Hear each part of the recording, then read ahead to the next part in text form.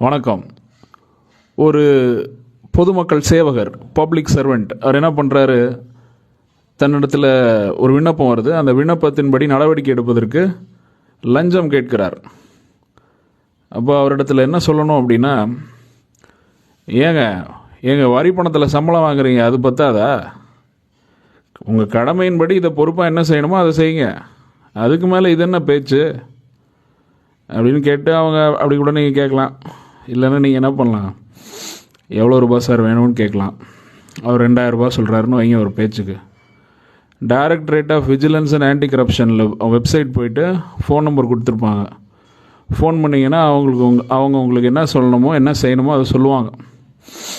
பக்காவாக என்ன பண்ணலாம், நீங்கள் பணம் கொடுக்கும்போது ட்ராப் அடித்து அந்த அதிகாரி, அந்த நம்முடைய சேவகர், வரி பணத்தில் சம்பளம் வாங்குகிற சேவகரை பிடிச்சி பணி ஓய்வு கொடுத்துடலாம்.